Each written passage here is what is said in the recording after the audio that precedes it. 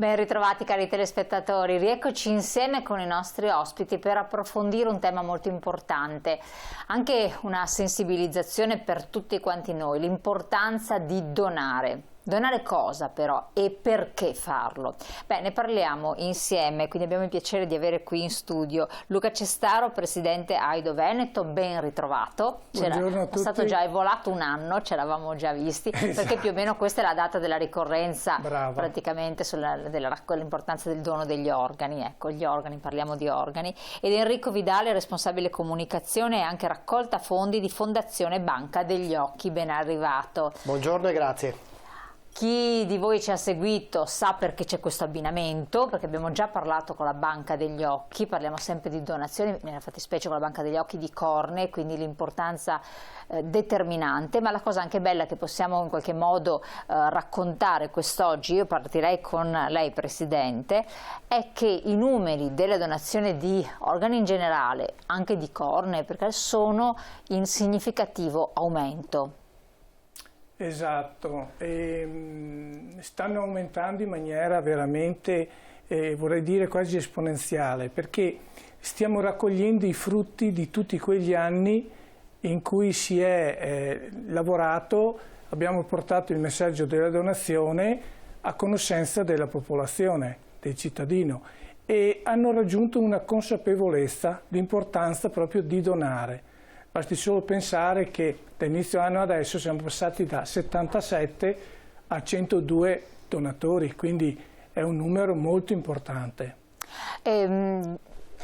Donazione anche di cornee, è sempre donazione di organi sostanzialmente, vero? Quindi si può dire che fate parte dello stesso sistema, anche se siete due fondazioni diverse. Assolutamente sì, la donazione di cornee ha un fine ben preciso, rispondere al bisogno di salute di un cittadino che purtroppo ha la vista compromessa. In questi anni abbiamo lavorato molto sul tema della sensibilizzazione, sul tema proprio della cultura del dono, perché le persone possano scegliere in maniera consapevole e informata nel dire sì alla donazione. E domenica scorsa, la 26esima giornata della donazione di organi e tessuti ci ha proprio voluto ricordare questo, sia nel campo degli organi sia nel campo dei tessuti. Un sì può dire molto, un sì può salvare una vita, un sì, come nel caso dei tessuti oculari, della donazione dei tessuti oculari, può migliorare la vita di tante persone. Allora, l'assenso alla donazione di organi, cominciamo con questo Presidente, dopo entreremo nello specifico anche per la Fondazione Banca degli Occhi.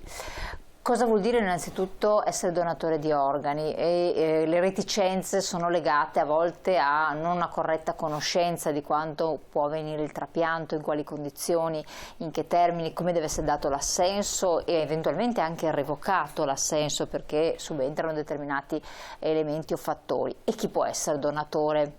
Allora, incominciamo. Allora, iniziamo dall'ultima. Tutti possono essere donatori.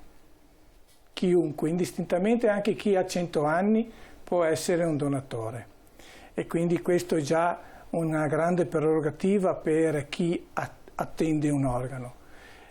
Diventare donatori è semplice, prima di tutto bisogna essere informati e quindi invitiamo tutti a seguire quello che Aido fa sul territorio, sui social, proprio per l'informazione, le serate informative, perché questo arricchisce la persona e gli fa capire che cosa ha come opportunità, l'opportunità di donare.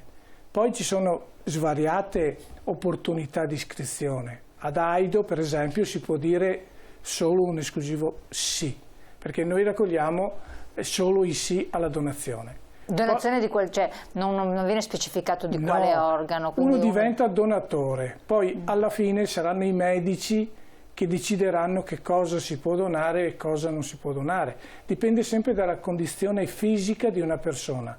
Quindi qua si apre un altro campo che è la salute dell'essere, avere una vita sana, avere la possibilità di fare sport, di essere comunque bene, prima di tutto noi.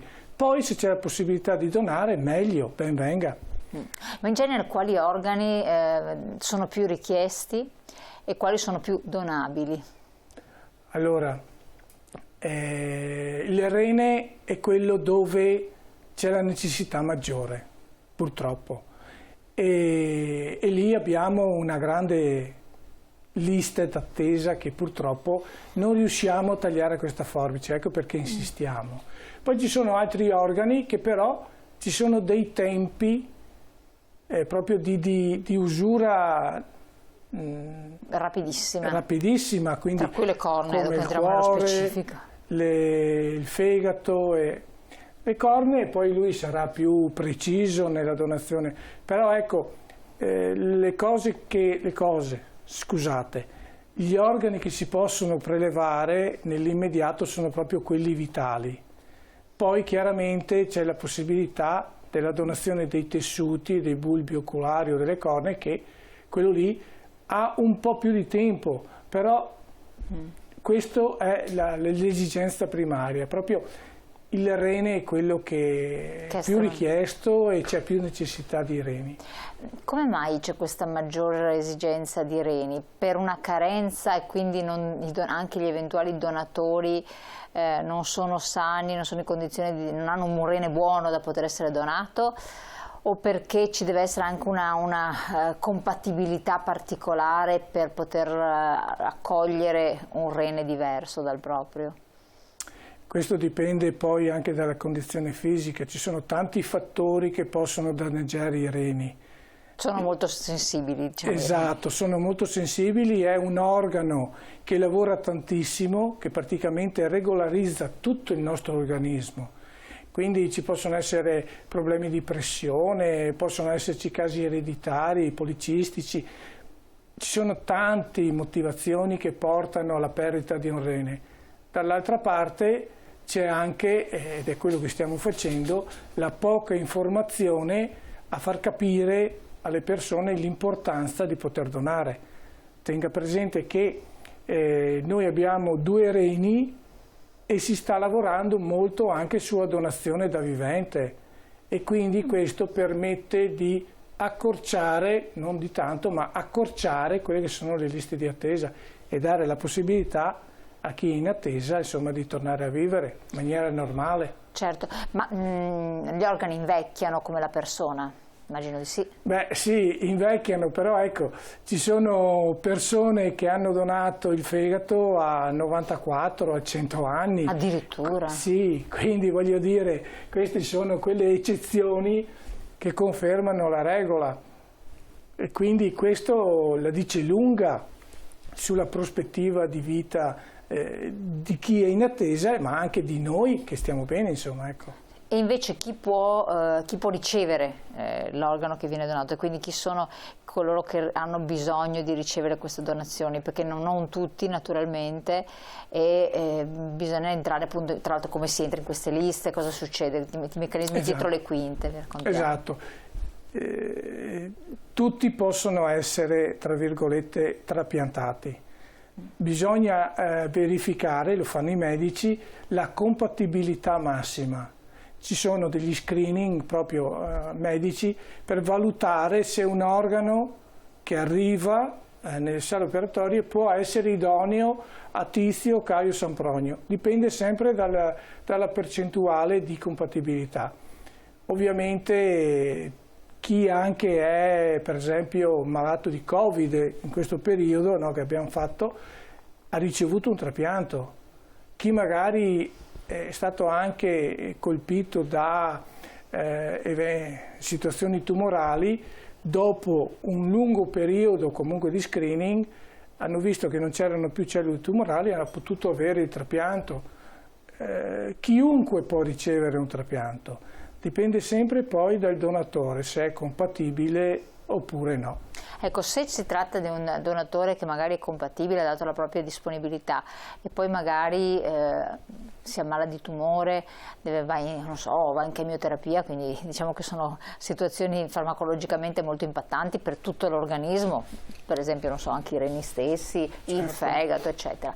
automaticamente viene cancellato dalle liste o deve aver cura anche di togliersi perché comunque diciamo che ha una salute compromessa? Come funziona? O ha un fattore magari di immunodeficienza, una forma di leucemia, insomma ci sono tantissime patologie che possono subentrare, però tempo addietro si era inserito in questa disponibilità, oppure dopo vedremo anche le modalità con cui si dà la disponibilità. Beh, una persona che è in attesa di un trapianto e si trova in una situazione simile, dove ha un fattore più dominante di una malattia che potrebbe mettere a rischio il trapianto, il buon funzionamento del trapianto, viene automaticamente sospesa fino a quando non è nelle condizioni più idonee per poter ricevere un trapianto. Il donatore invece? Il donatore purtroppo, se ha questa situazione che comunque invade il corpo, invade tutti gli organi, si va a fare una selezione diversa. Può donare, ma lì entriamo in un campo diverso che è quello dei tessuti e quindi anche dei bulbi e delle cornee. Quindi nel momento in cui una persona si trova con una malattia molto impattante per l'organismo e quindi anche nella donazione, si va a scegliere quello che si può donare, che sono i tessuti. Però rimane un donatore. Si resta donatori, quindi questo è importante. Donatore invece per quanto riguarda la Fondazione Banca degli Occhi, perché poi tra l'altro oltre che occuparsi di donazioni si occupa di ricerca, di un'equipe di studio per i trapianti, quindi c'è qualcosa di molto importante, perché ha una valenza tra l'altro che va oltre la regione stessa del Veneto, ma si apre ad altre regioni dove ugualmente ci sono donatori, no? Sì, allora, diciamo subito una cosa. Il tessuto oculare serve per migliorare la qualità di vita di un paziente. Non è un trapianto che salva la vita come il cuore o che allunga la vita come un rene. Quindi la nostra selezione per quanto riguarda il donatore è diversa rispetto a quella degli organi. Tutti noi possiamo dire sì alla donazione di tessuti oculari. Una volta avvenuto purtroppo il decesso, i coordinamenti ospedalieri trapianti verificano se c'è stata una dichiarazione di volontà. Quindi le parole che richiamava il Presidente Cestaro sono molto importanti, cioè tutti noi siamo chiamati ad esprimerci sul sì alla donazione o eventualmente dire no alla donazione, e noi siamo impegnati per sensibilizzare su questo tema, ma le cornee vengono donate e vengono dai nostri medici, poi i nostri medici vanno negli ospedali a prelevarle entro 24 ore. Normalmente diciamo così, il nostro medico entro le prime 8 ore dalla segnalazione arriva in ospedale e preleva i tessuti oculari. I tessuti oculari poi sono portati in fondazione, vengono selezionati attraverso protocolli molto attenti e molto rigidi e entro 3-4 settimane al massimo poi viene individuato un ricevente.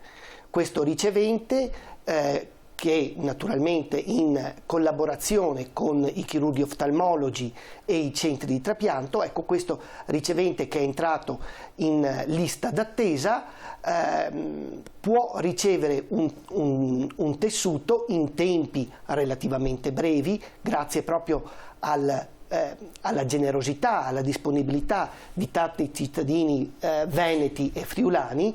Ricordiamo che noi siamo centro di riferimento di queste due regioni, e può tornare a vedere con un trapianto che grazie a tecniche davvero poco invasive e molto evolute riescono in degli hospital o in giro di qualche giorno davvero a risolvere un problema che mina la vita e la vista della persona. Infatti qui vediamo appunto questa slide, chi necessita di un trapianto di cornea.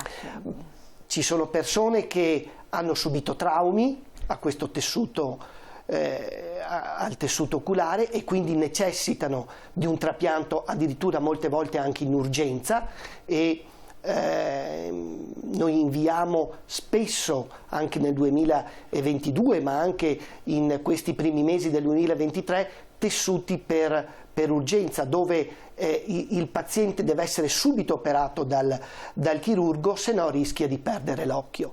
E poi ci sono malattie congenite, malattie ereditarie che spesso insorgono in giovane età, mediamente dai 15 anni, 20 anni in su, e necessitano del trapianto. Può essere ad esempio la malattia più comune è il keratocono, quindi l'alterazione della curvatura della cornea, ci possono essere distrofie corneali, ci possono essere altre malattie come la keratopatia bollosa, ma al di là insomma delle malattie credo che sia giusto sottolineare che chi ha un problema alla cornea, chi ha un problema al tessuto oculare, ecco, il nostro sistema sanitario, grazie a un lavoro di squadra di tantissimi professionisti, riesce a rispondere a questo bisogno in tempi relativamente brevi. Ecco, questo direi che è il messaggio. È molto importante. Grazie soprattutto al sì delle persone che decidono di donare, grazie al sì di tante famiglie che vengono coinvolte nel processo di donazione. Non fosse manifestato. Torniamo su questi temi molto importanti, restate però con noi, c'è la pubblicità. Benissimo, pochi secondi.